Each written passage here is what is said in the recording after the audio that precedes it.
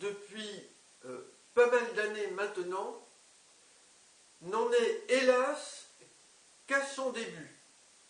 Elle commencera d'atteindre la phase la plus grave et la plus sérieuse lorsque, mondialement, nous aborderons ouvertement la question des présences extraterrestres et de leurs activités. Et nous devrons absolument ne pas éluder dès le départ, et c'est ce que je commence à faire depuis pas mal d'années maintenant, la question des victimes des présences extraterrestres et des menaces de différentes sortes que constituent ces présences extraterrestres pour l'humanité, pour la Terre et pour d'autres mondes dans l'univers. Récemment, nous avons appris le vote des Britanniques du Royaume-Uni, majoritairement favorable pour le Brexit. Dans ma dernière vidéo concernant le cas du contacté par des extraterrestres malveillants, le Dr X, je me suis prononcé en faveur du Brexit. Il est de plus en plus question de débattre au sujet de la sortie de l'État français, la France, de l'Union européenne, appelée le Frexit. Je souhaite dire pour vous pour quelles raisons je suis non seulement favorable à ce débat, bien entendu, mais je suis favorable au Frexit.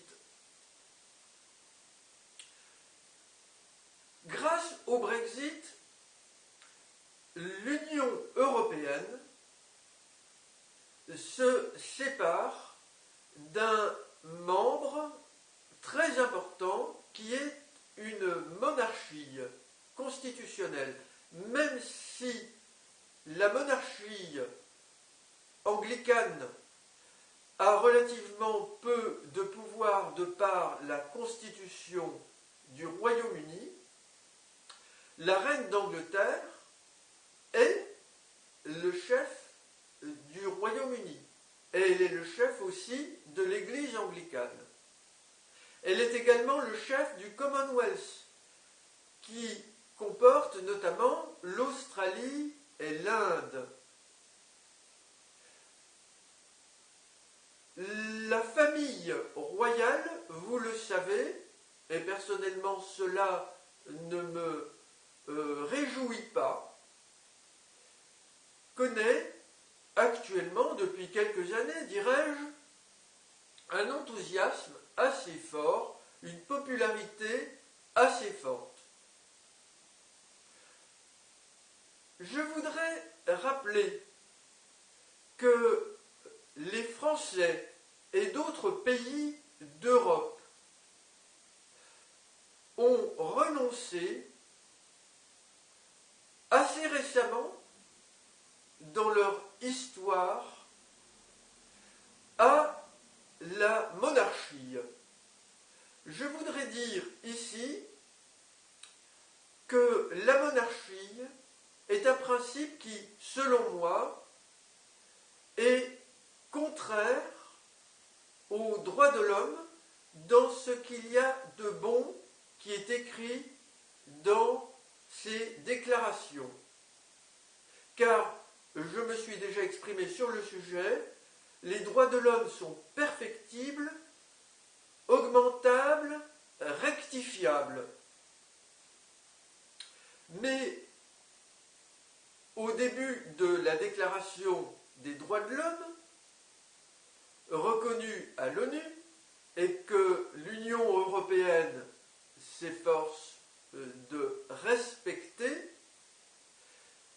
il est bien écrit que chaque être humain naît libre et égal en droit à chaque autre être humain.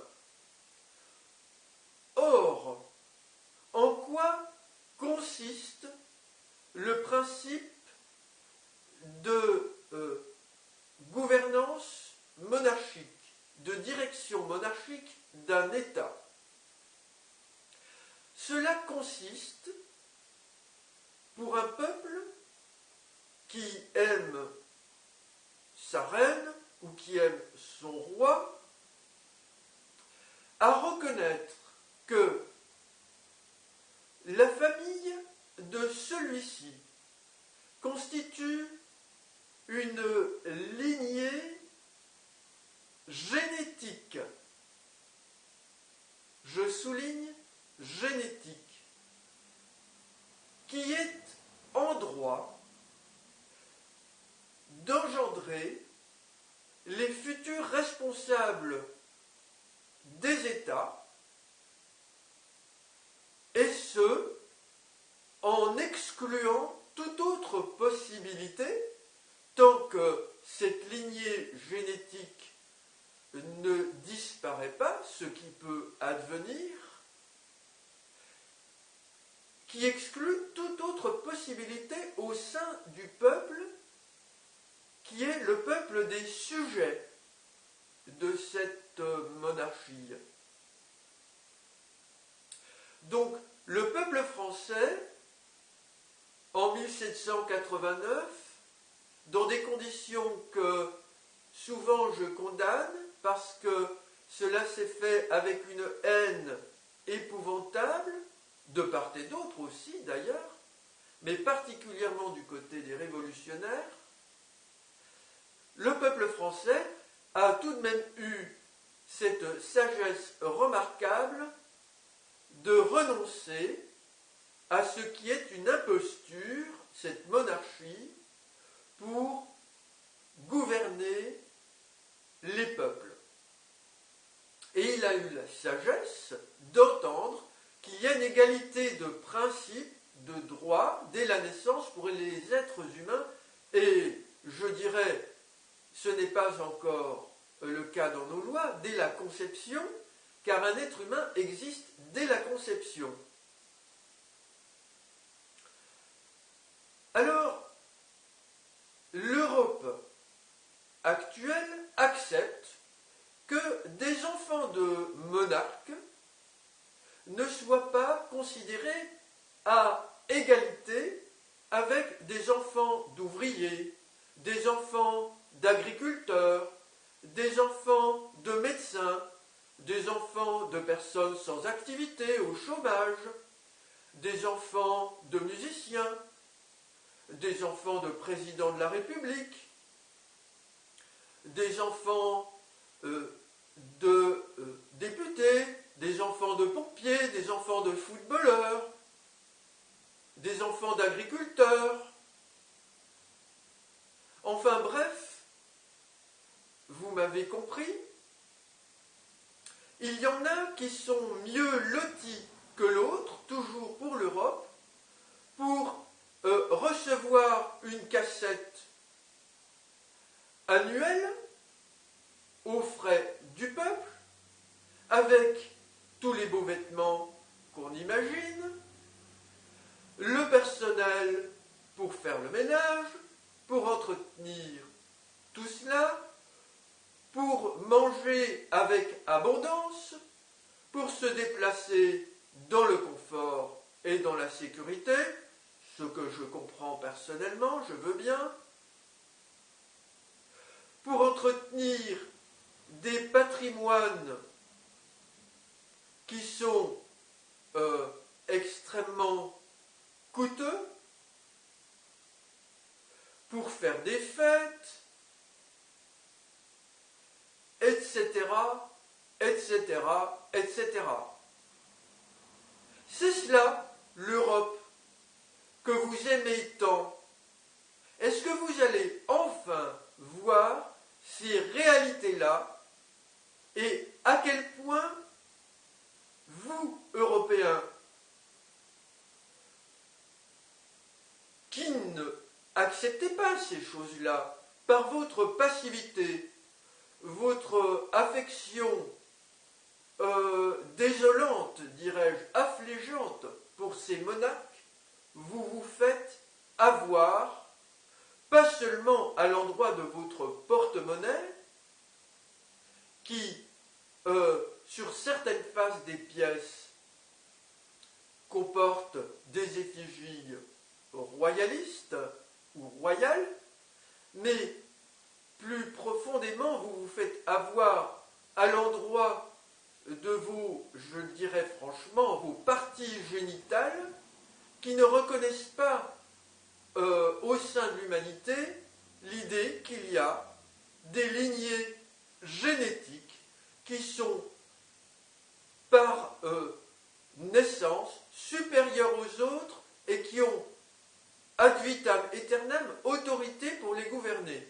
Et une autorité, pensez-vous donc, qui se réclame d'être en accord avec le divin et avec comme médiateur quelqu'un que je considère comme un imposteur spirituel, le prophète Jésus.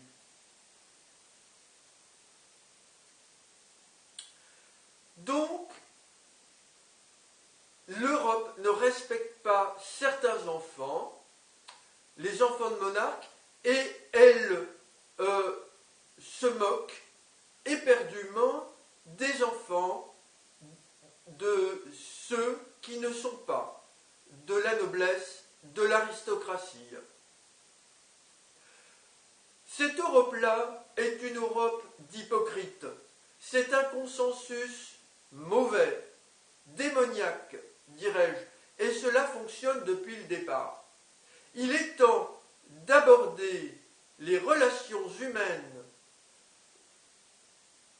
pour constituer des ensembles d'États ou des ententes entre des États du point de vue des fondements de l'être humain, et quand cela est compris, la moindre des choses, c'est de le respecter, c'est de l'appliquer et d'avoir le courage de dire non.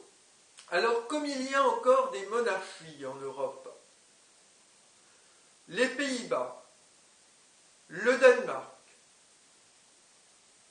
il y a le duché du Luxembourg, il y a la Norvège, il y a la Suède, etc. Nous n'allons pas espérer attendre que cela change. Je doute fortement que la Commission européenne entende favorablement mon plaidoyer pour une Europe débarrassée de toute constitution monarchique. Donc, notre meilleure solution, vraiment, c'est le Frexit. François Hollande a été rendre visite à la reine d'Angleterre. Je doute qu'il soit favorable au Frexit. Nicolas Sarkozy se replie sur les racines chrétiennes de la France. Et j'explique. Et je lui ai expliqué. Et j'ai rencontré des policiers des renseignements généraux en 2008 à sa demande pour lui expliquer à ce monsieur très intelligent qui sait ce qu'il faut faire en excellent capitaine de navire France. Il est le seul à pouvoir le conduire si on l'écoute. Je vous dis tout de suite, avec lui ce serait un naufrage. Monsieur Sarkozy, qui a appris de moi par les policiers des renseignements généraux que nous sommes menacés par des extraterrestres pro-apocalypse, pro-Jésus, qui cherchent à rassembler autour d'eux et à influencer un maximum de personnes au niveau mondial pour que nous les reconnaissions, que nous ouvrions leurs portes et que leur théocratie interplanétaire puisse s'étendre avec la Terre qui rentrerait seraient dans leur escarcelle. J'ai expliqué tous ces dangers à M. Sarkozy, et bien que nenni, les racines chrétiennes de la France, c'est la France, et cette France-là doit être éternelle. Eh bien, penser comme cela, c'est stupide. Quand une tradition est mauvaise, on ne la garde pas. Que pensez-vous si Hitler disait aujourd'hui « Les origines de l'Allemagne, c'est le nazisme », parce qu'on peut toujours considérer un début d'un nouvel État par où ça vous arrange. Avant la France, il y avait la Gaule. Ce qui arrange Nicolas Sarkozy, c'est la France. Même si le christianisme, c'est mauvais de mon point de vue, c'est ça qu'il veut. Je rappelle que quand la France est devenue l'État français, avec le premier roi de France baptisé, devenu chrétien, je ne pense pas que tous les Français de l'époque étaient des chrétiens, loin de là. Et durant toute l'histoire de la France, de nombreux Français ont contribué à la construction de ce pays, à le faire vivre en tant qu'État, et jamais n'ont été chrétiens. Quelle considération ont ces personnes pour décréter ainsi que la France et le christianisme, c'est la même chose? Cette histoire de racines, c'est stupide. Et on vous fait chanter, car vous savez bien que lorsqu'on coupe les racines d'un végétal, il meurt. Sous-entendu que si vous coupez vos racines chrétiennes, vous allez mourir. Eh bien, moi je vous dis, vous n'allez pas mourir. Vous risquez, au contraire, et là je fais de l'ironie, de vous retrouver vous-même, c'est-à-dire pleinement vivant, en accord avec la vie, et de enfin sortir de cette si longue période de près de 2000 ans pendant laquelle vous avez cru en un sauveur qui maintenant veut refermer son piège sur vous, c'est-à-dire le successeur d'âme de Jésus, qui est un être humain extraterrestre et que je nomme Jésus Oméga. Vous voulez des preuves? Je ne cesse de vous en donner depuis 2008. Alors voilà, il y a plusieurs mois, cette année, vous savez que Jésus a prophétisé en Israël et Palestine. Eh bien, plusieurs personnes, la nuit, avec leur téléphone portable équipé d'une petite caméra, ont mis en ligne sur YouTube des vidéos montrant des phénomènes ovnis spectaculaires dans le ciel de la ville portuaire d'Israël, Haïfa. Dans l'une de ces vidéos, j'ai pu constater une petite flottille d'environ 5-6 objets lumineux, comme des petites boules lumineuses, former une sorte de V, comme cela, en se déplaçant ainsi. Alors, dans le sens de la flèche pour la vidéo, je rappelle que le triangle équilatéral est un symbole de la Trinité. Vous savez, quand vous démarrez une vidéo, vous appuyez sur un triangle blanc. La Trinité est un mauvais symbole chrétien. Père, Fils, Saint-Esprit.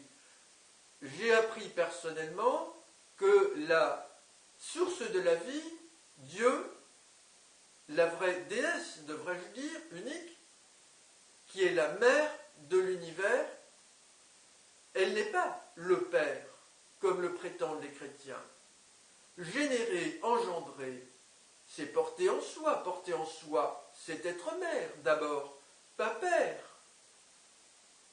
C'est la mère en premier, et cet amour qui est très souvent dit, à juste titre d'ailleurs, par les chrétiens, comme quelque chose de très important pour Dieu, ce n'est d'abord pas une valeur paternelle, c'est d'abord une valeur maternelle. Le premier amour qu'un enfant connaît, ce sentiment très profond, c'est celui de sa mère. L'enfant commence à exister dans le ventre de sa mère, après la fécondation de l'ovule porté par la mère, par le spermatozoïde du père. Et je rappelle, enfin je vous apprends certainement, qu'il y a, outre ce spermatozoïde qui a fécondé cet ovule, qui existe dans le ventre de la mère, une âme qui s'associe à ce moment-là et qui vient de l'astral.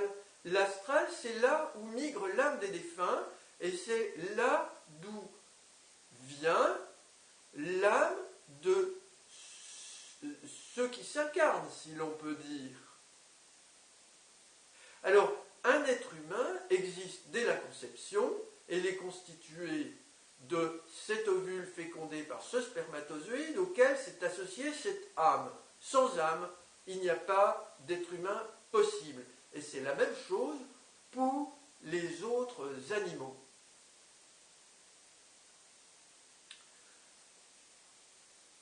Alors, je reviens maintenant à ces phénomènes à Haïfa en vous expliquant que la Trinité, Père, Fils, Saint-Esprit, est une imposture. Le Saint-Esprit n'existe pas et Jésus n'est pas le Fils de Dieu. Il était le fils de cette femme, Marie, et de ce père, Joseph. Que des phénomènes étranges, spectaculaires aient accompagné cette naissance, je veux bien le croire, car elle était prévue et espérée par les extraterrestres qui planifient notre invasion en voulant installer avec une immense patience une théocratie pour nous posséder avec notre libre arbitre et notre manque de discernement dans le domaine des fondements de la vie, dans le domaine de la connaissance de Dieu. À Haïfa, il y a aussi un emblème de la ville. Et cet emblème, il représente la mer en fond, avec le ciel au-dessus, et le port de Haïfa, de part et d'autre, deux digues, avec un phare de chaque côté.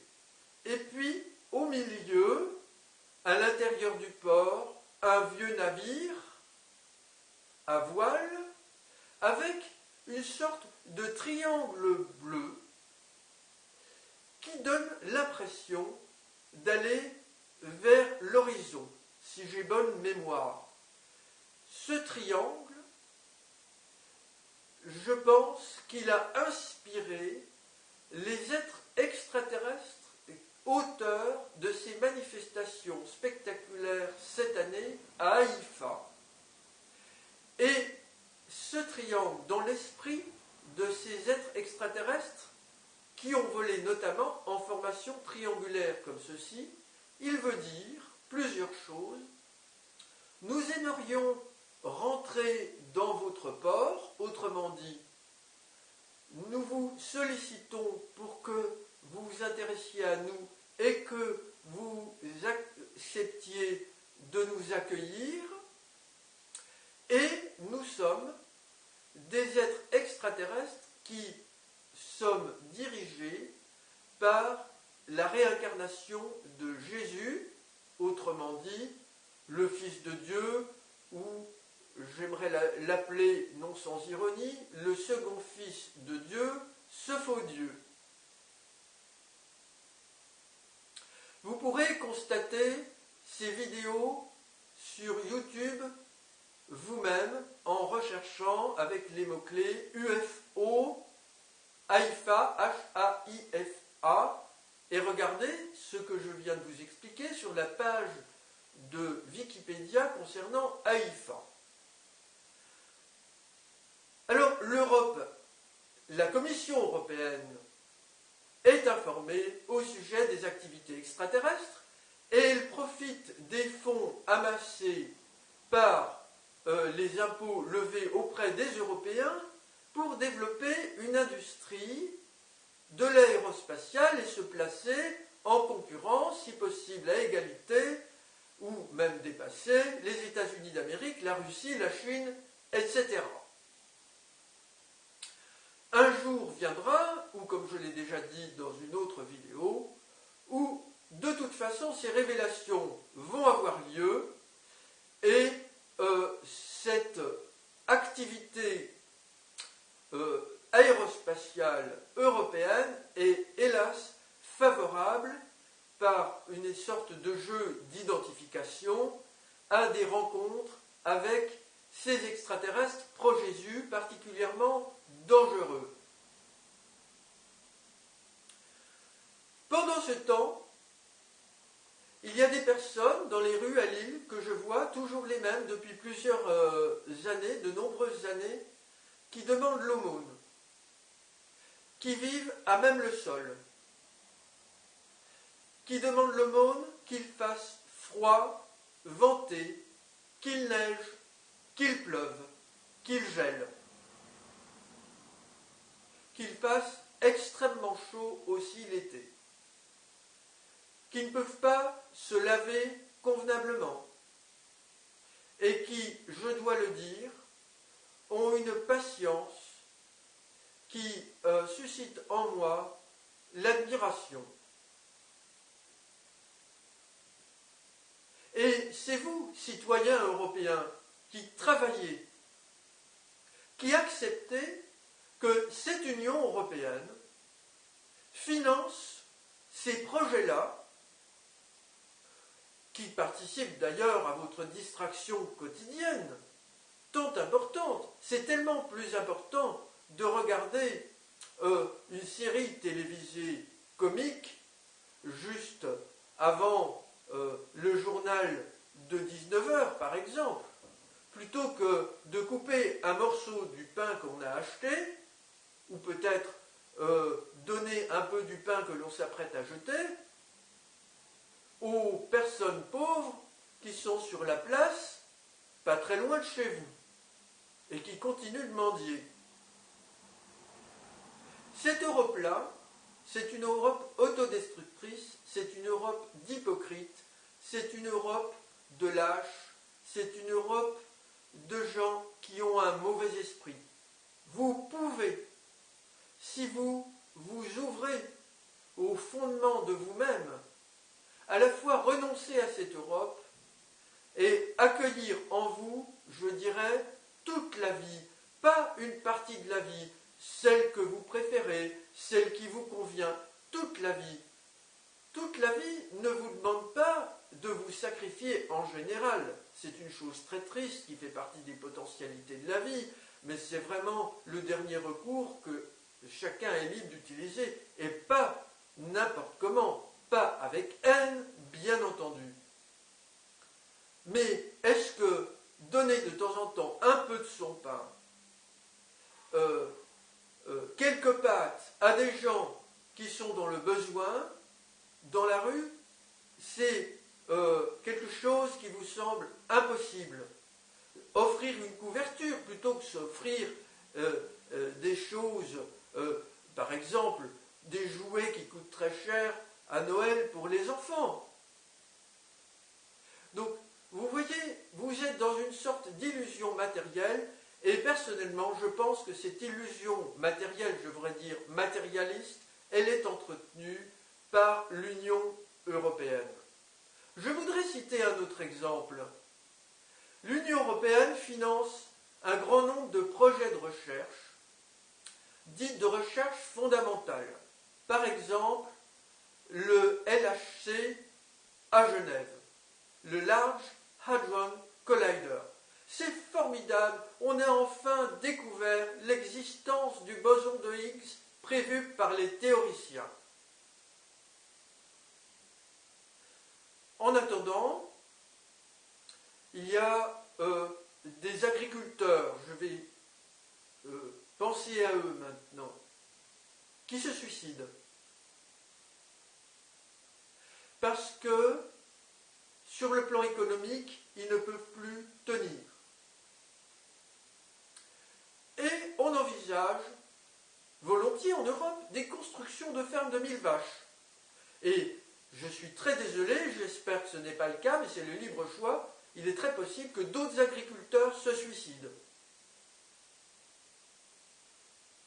Alors, j'ai rencontré des agriculteurs et je les ai encouragés. Et j'aimerais que vous fassiez de même et que vous acceptiez aussi de les aider et que vous vous organisiez pour le faire. Il n'y a pas que les syndicats pour aider les agriculteurs, ce sont eux qui vous nourrissent.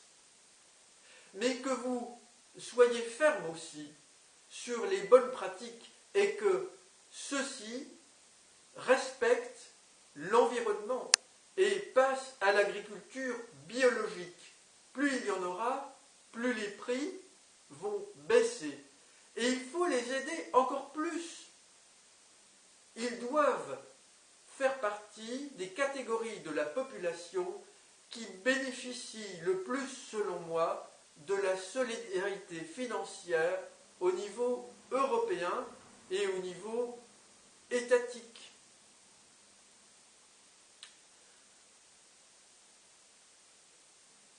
Ces projets, par ces scientifiques, moi personnellement, je les condamne, comme au LHC. Des sommes d'argent considérables sont dépensées pour construire ces installations, financer les personnels, et il y a les frais de fonctionnement. C'est un scandale, cette Union européenne. Vous devriez descendre dans la rue beaucoup plus souvent, et pas seulement pour la loi El Khomri. Les choses changeraient beaucoup plus vite et iraient beaucoup mieux, à condition de prendre de bonnes décisions. Choisir de couper les fonds à ces projets scientifiques vaniteux et dangereux même, et que la vie condamne parce qu'ils violent des connaissances à la mère univers. Et il y a des militaires qui sont intéressés par les applications pratiques. Et dans cette folie qui menace en permanence l'humanité, toujours une guerre d'avance. Ai-je lu dans une publicité, si j'ai bonne mémoire, de promotion pour l'armée française, c'est effrayant. Demain, un dictateur avec ses découvertes ne va-t-il pas inventer une arme qui peut faire exploser la Lune et menacer de faire exploser la Lune s'il n'obtient pas la reddition de tous les États? Est-ce que vous pensez seulement ce que ça signifie de faire certaines recherches dans le domaine fondamental, de les financer collectivement et de savoir que ces recherches, elles peuvent être récupérées par des personnes isolées malveillantes qui ont toutefois beaucoup d'argent, beaucoup de moyens et qui peuvent du jour au lendemain dominer le monde en le faisant chanter. C'était dans des romans, mais cela devient horriblement une possibilité de la réalité.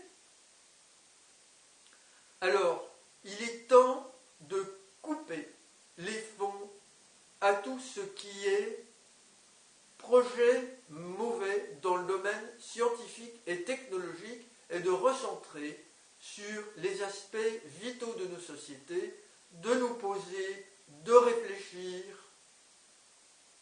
Et je le pense personnellement, de renoncer à une vie plus ou moins opulente pour accepter de partager, mais c'est à chacun de voir. On ne peut pas l'imposer. À chacun de développer sa sagesse en équilibre avec la société pour assumer ce qu'il pense devoir assumer et en même temps contribuer au bonheur collectif. Ce bonheur, personnellement, je suis convaincu qu'il est possible. Je n'y crois pas, je suis convaincu qu'il est possible, à condition que vous soyez pleinement vous-même, je veux dire des êtres pleinement vivants. Alors ce Frexit, je suis pour. Je ne suis pas contre l'Europe constituée d'États. Je suis contre cette Union européenne-là. Et tant que nous n'aurons pas réglé un certain nombre de problèmes, de questions fondamentales, et notamment les questions concernant les activités extraterrestres, le sujet le plus grave que nous avons à traiter, mais pas seulement, par exemple, les centrales nucléaires, je suis contre, les armements atomiques, je suis contre, le développement des nanocomposants et des nanoparticules qui commencent à se disperser dans notre alimentation, ici et là, sans que nous sachions très bien leur incidence sur nous, je suis contre, la miniaturisation des petits robots, des puces RFID implantées dans les corps, je vais vous le dire, est-ce que François Hollande, Manuel Valls, Monsieur Le Drian et peut-être Monsieur Cazeneuve, respectivement le président de la République française, le Premier ministre, le ministre de la Défense et le ministre de l'Intérieur, sont des cyborgs? Est-ce que Nicolas Sarkozy et François Fillon, président de la République et Premier ministre, ont été des cyborgs? Ah, mais que veux-je dire, vous demandez-vous? Eh bien, vous savez que pour accéder à certaines pièces au sein des instances de commandement de l'armée, il faut remplir un certain nombre de conditions. Certaines sont connues, mais c'est une question que je pose ici et maintenant. Je ne suis peut-être pas le premier, je suis peut-être le premier. Est-ce que, sans que la population le sache, François Hollande, par exemple, s'est fait implanter dans son corps une micropuce pour augmenter, selon ses services, les garanties de sécurité lorsqu'il souhaite se rendre dans des pièces de l'état-major à très haute sécurité où on commande notamment les ogives nucléaires de la France. C'est une vraie question, car notre Constitution actuellement n'envisage pas que nous soyons gouvernés, dirigés par des cyborgs. Et nous devons ouvrir aussi ce débat. Nous avons droit à la vérité et nous avons le devoir de poser cette question ici et maintenant à nos dirigeants. Êtes-vous, oui ou non, implanté? Avez-vous une puce dans le corps pour des raisons de sécurité et de défense? Et ils doivent nous répondre. Si c'est non, nous n'avons pas à corriger la loi. Si c'est oui, nous devons débattre sur la loi. Personnellement, je m'oppose à ce que nous soyons dirigés par des cyborgs. Madame, mademoiselle, monsieur, vous trouverez plus d'informations sur les activités extraterrestres dans mon blog Opposition et lutte contre les présences intrusives extraterrestres et dans mes vidéos sur ma chaîne YouTube. J'espère vivement que vous serez nombreux à opter pour le Frexit. Libre à vous bien entendu, et merci pour les commentaires constructifs que vous apporterez à cette vidéo. Merci pour votre attention.